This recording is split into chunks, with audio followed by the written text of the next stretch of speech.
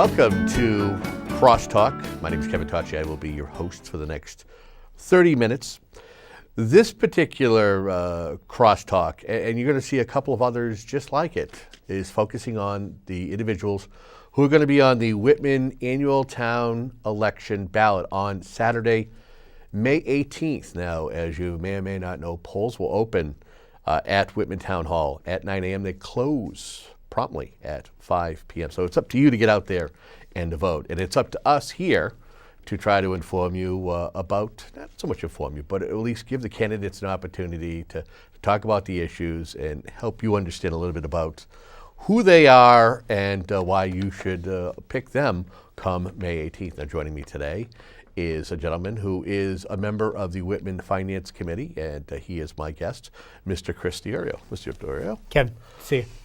Welcome to the program. And I guess I got to, right out of the chute, ask you, why did you decide to run for the Board of Selectmen? What was the appeal? Well, I think that you can't sit by necessarily and look at something that you like and that you love and that you think could be better and wait for somebody else to make the change that you think is needed to be made. You know, if you sit back and wait, it's never going to happen. Sometimes you have to get up off the bench and get out there and do it yourself. And so that's the big impetus for me getting out there and putting my name out there, knocking on the doors and getting things done, because I think that the town is a great place to be. I chose to live here and raise my kids here. I want to make sure that it's the best that it can be. So in order to do that, that's why I ran. You're currently a member on the Whitman Finance Committee. Have you served on any other boards or committees, and not necessarily here in Whitman, or maybe been a volunteer of any organizations? Right. Well, again, this is my fourth go around on the Finance Committee. I'm also a member of the board here at WHCA. Prior to this, when I was living in North Attleboro, when I first moved up here, served on the Finance Committee in North Attleboro for 4 years there. Ran for state representative way back in 1997, having just been in Massachusetts for a year, not knowing any, just getting out there, not being familiar with the lay of the land. When Elizabeth Poirier ran for her husband Kevin's seat after he retired, after 37 years, I decided to get up and not let her run unopposed. And so I put myself out there and ran for office there. I'm sitting here, she's sitting there, so we know how that one turned out. Okay. What is the role, in your opinion, what is the role of a selectman? I think a selectman has both legislative and executive responsibilities. They sit sort of as a board of directors for a town. Everybody, comes in and sits on the board. They should have differing abilities and different talents, and they all should work well together to steward the town into the future, to take good care of the financial aspects of the town, but also to represent the town out in the public eye. So when you say or do things out in public, that you are putting the best face on the town of Whitman, that you are a good representative for the town. I think that's important as well. But the bulk of the work is making sure that the stewardship of the town's finances, the budget, obviously, is something very important that both the selectmen and the finance committee have great responsibility for. But I think those are the two biggest jobs that a selectman has, both the work, getting their hands on, and then getting out there into the community and listening to folks. I think that's important. When you sit on different boards, you're only responsible for what's in front of you. But as a selectman, you want to make yourself be available. You want to make yourself be accessible. So you want people to be able to approach you with their issues, their problems, actions needed, things of that nature. And you then have the ability to, from your position, be able to talk to the different locales, different boards, different committees in town that can make things happen. And I think that's also an important part of the role. As you're out there and speaking to residents and, hearing their concerns, what are they saying are the top priorities, the top needs of Whitman? I think specifically about what the town needs, they differ on the economics of it. Most everybody will tell you that they don't want their taxes raised. They don't want their taxes to go up. But a good portion of people out there are saying, go ahead and raise my taxes, but do it for the right reason. Not just, don't just spread it out. Don't do it because you can. Do it for a purpose. Make sure that it's something that's going to benefit the community. We want, to make sure that, we talk about the increase or a potential for an override or whatever it is. They want to make sure that their schools are taken care of. They want to make sure that the roads are taken care of. It's one of the three biggest issues that people had in the survey that was just released. The results came out just a few weeks ago. They want to make sure the schools are good. They want to make sure public safety is taken care of, and the roads. And you want to make sure that all of that is done in tandem with the job that we're doing. That's what I'm hearing specifically.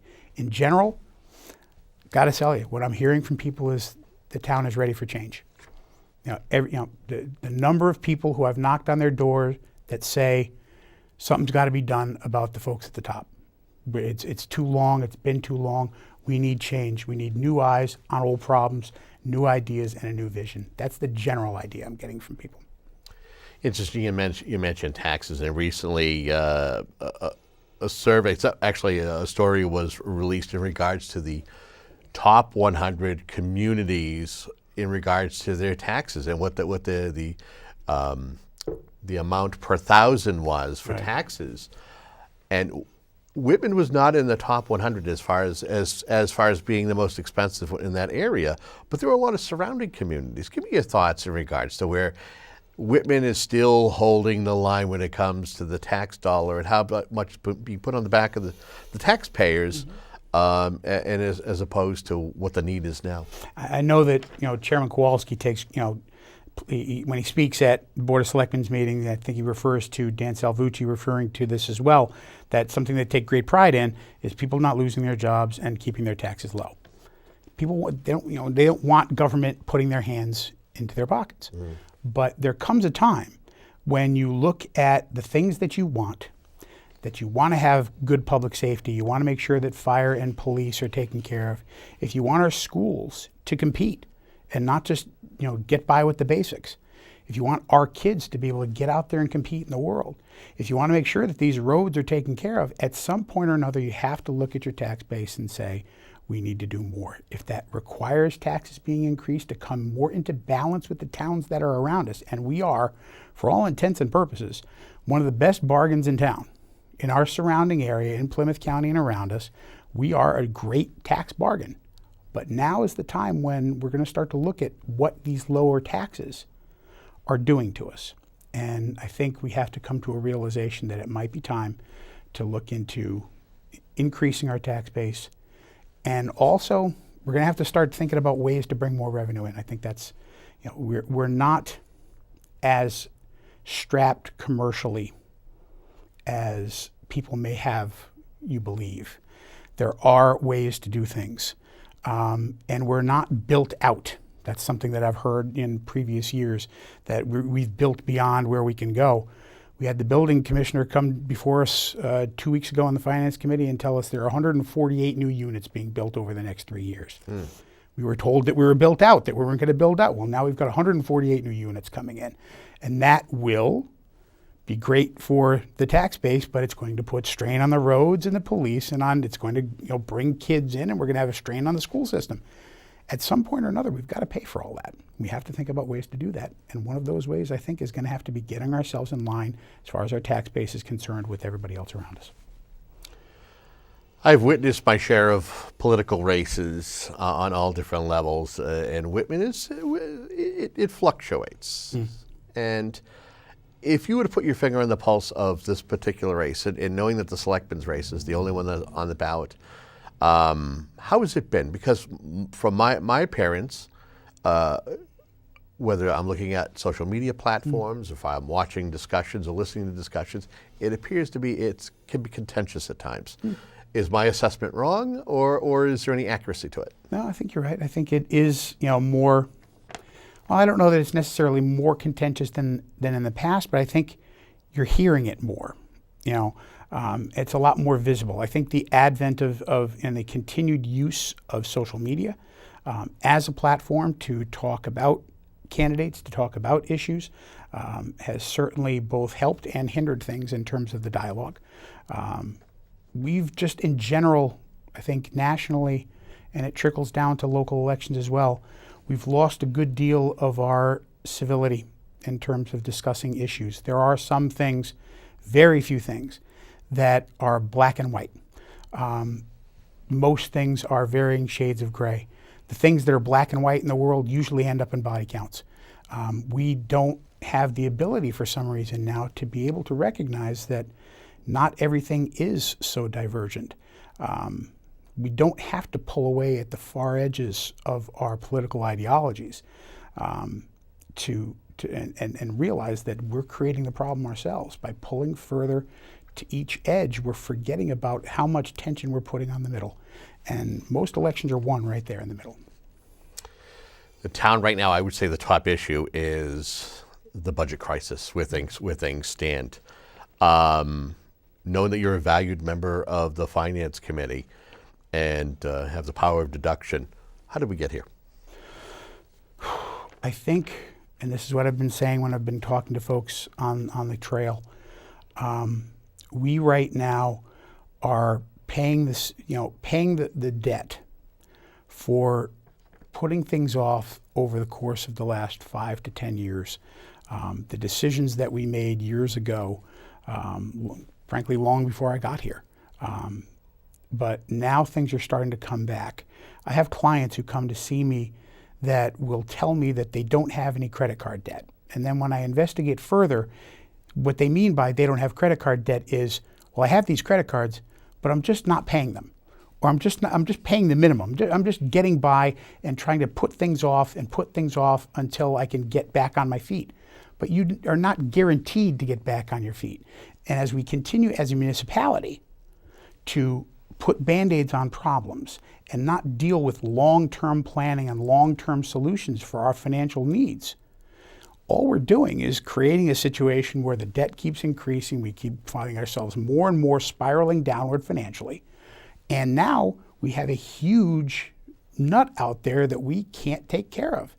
Or at least we're trying hard to take care of it, and a lot of people don't like the way it's going to happen.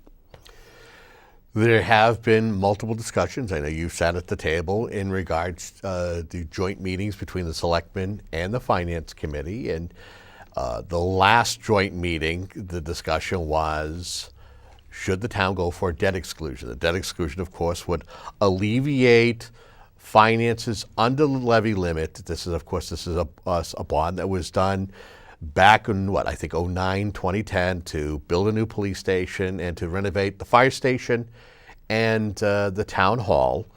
The thought is to move it out from under there as a debt exclusion, but then there's others who feel as though a Proposition 2.5 override is something that could be interjected into the operational budget that provides some funding relief.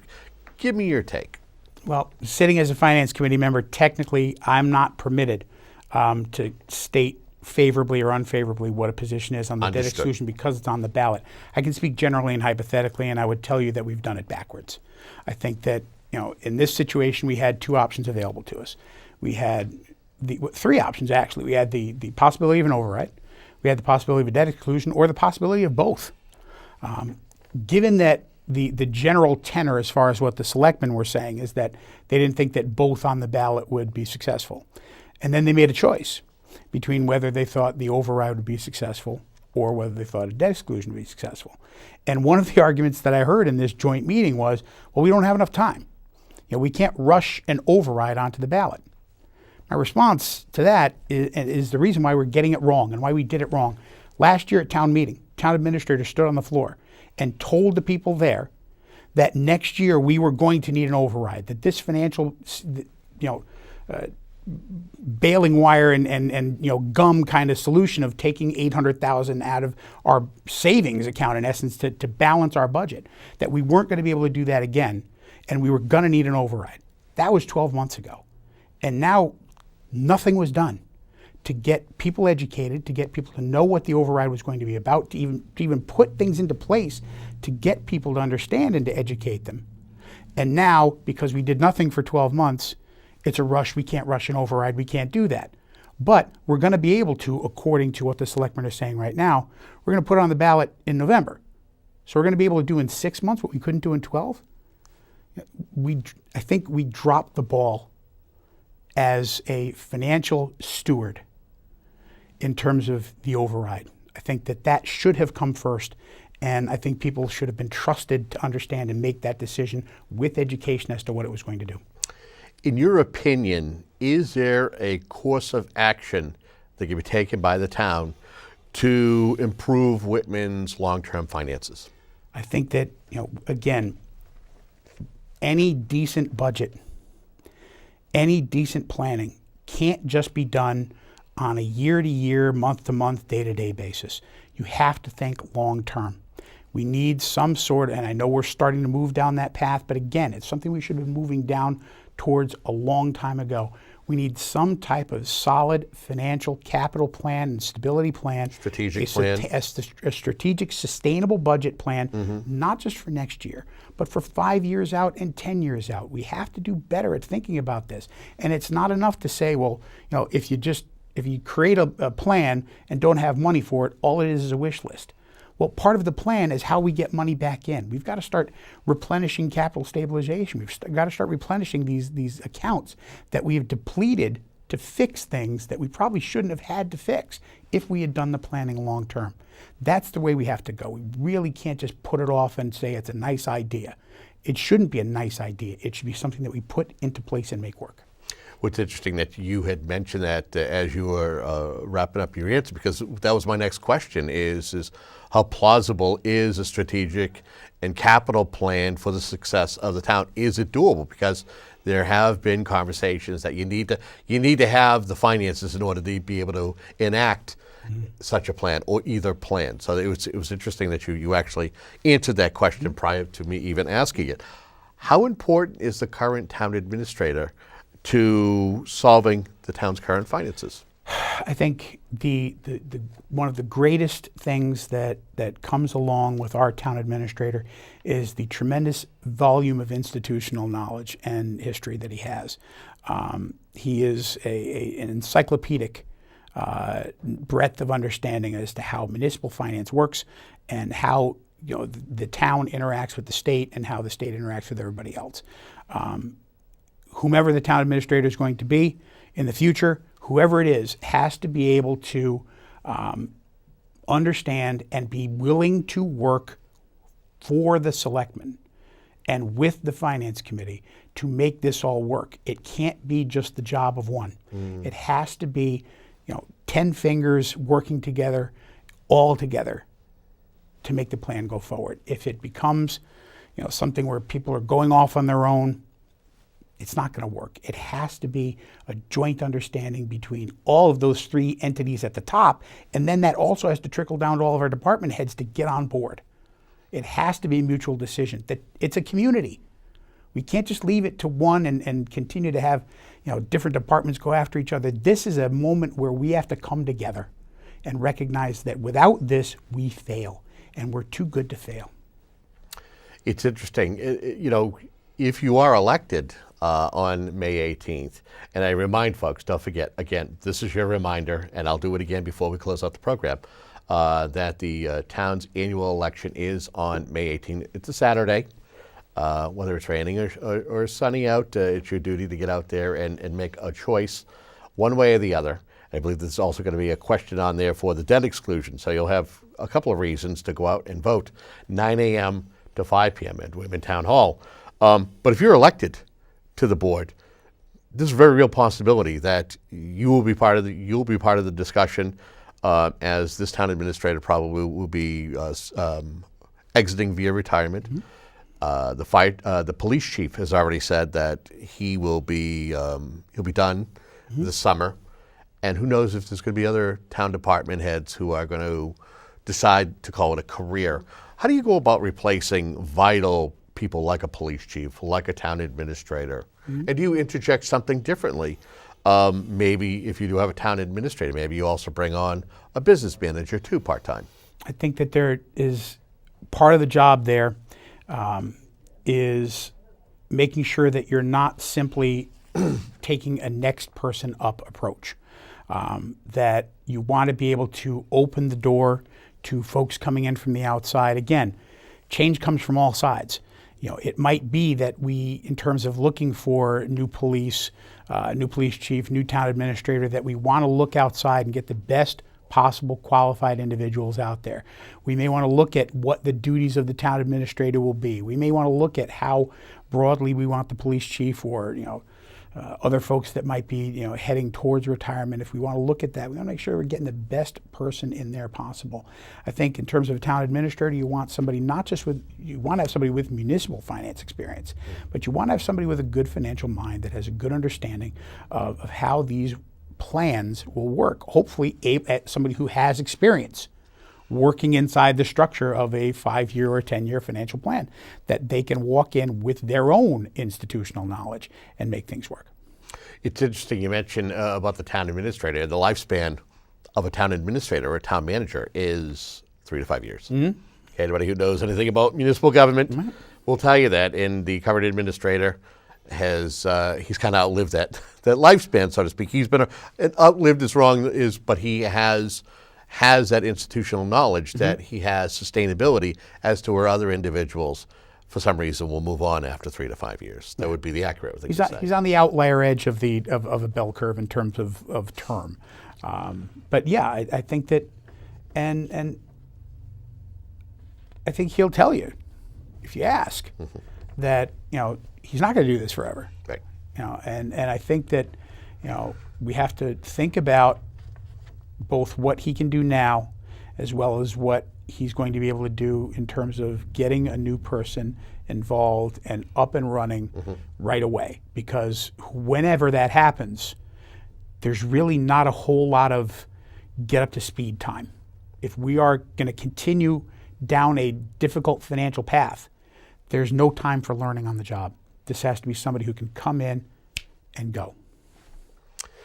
One of the projects that has never got beyond the ballot, and that is the DPW building. There's been multiple attempts, whether it's to build a new building, to build part of a new building, to maybe even purchase a property that has a building, and the town has rejected each one of those.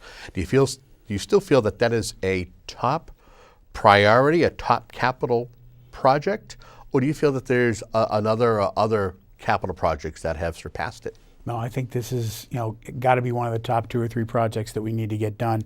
But more than getting it done, we have to get it done the right way. We have, and I've spoken to folks who were on the job in the DPW, and go down and take a look at the machinery down there and talk to them, knocking doors. And what I've heard is they don't need anything extravagant. They just need something that's better than this, what they have right now, which is, below standard. I think if OSHA walked through there right now, we wouldn't have it. All of our trucks would be outside in the parking lot. We wouldn't be able to run. It's a problem. It is something that we have to take a look at. If you talk to these guys and you look at the trucks that they have, welded over twice, metal plates to the floors of the cabs of their truck because their heels are rotting through the bottom. We've got not just a building need, but we've got needs for the other parts of the DPW in terms of hard tools and machinery to get the job done. We want to get roads fixed. We need the vehicles to get the job done. We want to have all this happen. It's definitely something we have to put into a long-term capital plan. I had somebody actually make a mention about the DPW situation and share the idea, and I thought it would be a good question to put to you. And that is, or at least an idea of concept. Whitman currently shares a school district with Hanson. Whitman also shares other services, whether it's the Veterans Services or even the Animal Control Officer. How about the concept of checking to see neighboring towns, what their needs are for a building, and maybe building something on the town line and sharing resources? Is that something that you think the town should take a look at, or at least look at as an option? It's worth exploring. I think it is. I mean, the problem there is finding a reasonable middle ground with a community like Hanson, because their needs in terms of DPW work are different. The Hanson, I believe, has no sidewalks. So, if we're looking at, the sidewalk plows and things, sidewalk plow works for us, but it wouldn't be any benefit to them. We'd have to see what the different capital assets that they have in their DPW are over here and as opposed to over there, and see how those work together. It might be that we would be better suited to partner up with Abington, but Abington's a big community, and their needs are much different than ours. So it's something where you're working hand in hand again, but it's going to take a little bit more than just, hey, let's do this. It's going to be something that you have to investigate over the course of a couple of years to come up with a plan. And when you look at regionalization, sometimes it works and sometimes it creates problems, as we may be seeing with our school situation and things of that nature. Okay. One thing I want to make sure we do touch upon is while the numbers seem to be better here in Plymouth County, there's still an issue in regards to drug and opioid overdoses and deaths. Give me your thoughts as someone who wants to serve on the Board of Selectmen. How is that an issue, a problem that will resonate with the board, and something that you want to kind of speak to for a moment? It's definitely a problem. I think that what we're seeing nationally now is a will to go after the folks who are the cause. We spend a lot of time, we're dealing with the drug war and addressing the symptoms. But any good doctor will tell you it's okay to, it's fine to address the symptoms, but ultimately you want to address the cause. Now we're finally getting after large pharmaceutical corporations, the Sacklers and people like that, who are now. We just had this at the beginning of this week, the first CEO actually get walked out of their building in shackles, and parts of their board of directors being indicted for their hand in the opioid crisis. I think we're going to see a trickling down of that coming from the national level. But in terms of on the ground here in Whitman, we have to do better with education. I think that, with our kids, if we're going to keep, not addressing the needs of our students, there is a direct causal link between education and poverty and crime. We have to do better in terms of educating our kids so that they can compete, because if they're not going to be able to compete and they're going to get out of high school and not be able to get the jobs that they should be getting out there in the world, those are the kinds of folks that find themselves digressing into this realm. We can't let that happen. It's something that we can actually do, as opposed to crisis centers and clinics and this, that, and the other. We can start at the root cause of this with educating kids at an early age about the perils of this and getting them able to compete so that they don't have to fall down that road. We don't have a lot of time left here, but I'm gonna sneak in a selfish question. Okay. All right. I want to get your take on the importance of local access centers like WHCA and how they serve the community. I think that you have to have places like this. I think that something just like this forum is tremendously important. I think we can do more with facilities like this, with entities like this. We have to explore more of the broad edges of what community access can do with digital access, with different kinds of platforms that people can access this information. I talked about education a couple of minutes ago. Again, educated electorate is essential to a solid democracy. If people are going out there and picking and choosing what they hear, as opposed to hearing it directly from a candidate's mouth or from hearing it from individuals in the town as to what's going on, if they're going to get it from alternate sources, it's just not going to work. That's one of the great things that entities like this do, is let people talk face-to-face, one-on-one, hear the voices of the people that are involved in their lives, and to allow them to come in and be involved as well. I would like to see more programming with local folks.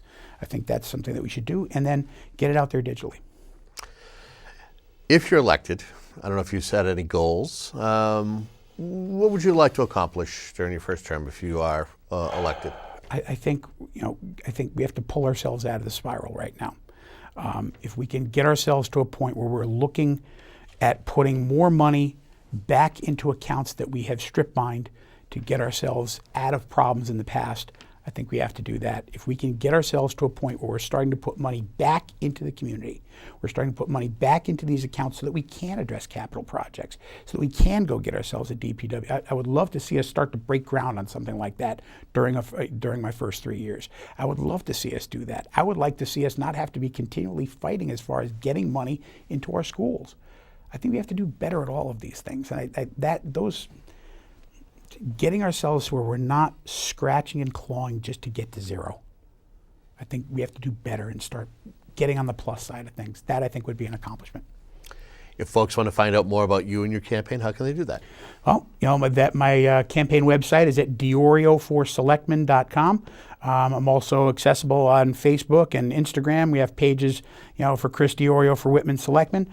You can always email me at DiOrioForSelectmen@gmail.com. I'll answer any questions you have. And I plan on, I'm going to be out there in the streets. We're going to be out there knocking on doors all the way up until Election Day. And anybody who wants to talk to me, they can always reach out and talk to me. That's one of the things I want to make sure that I'm doing. Each Friday, I want to put myself down in a place and sit down with folks and say, I'm going to be here at this time. Come on in and talk to me. Tell me what the problem is. Thank you very much for joining me. And thank you for joining me here for another episode of CrossTalk. Remember, it is up to you to get out there and vote, make the necessary changes, decide. And you can do that coming Saturday, May 18th, Whitman Town Hall. Polls open at 9 a.m., closed at 5 p.m. Usually within a few minutes, you'll have an idea as to who has won what and what's going on. Again, I believe that it's going to be a ballot question for the debt exclusion. So get informed on that. And until next time, have a good day.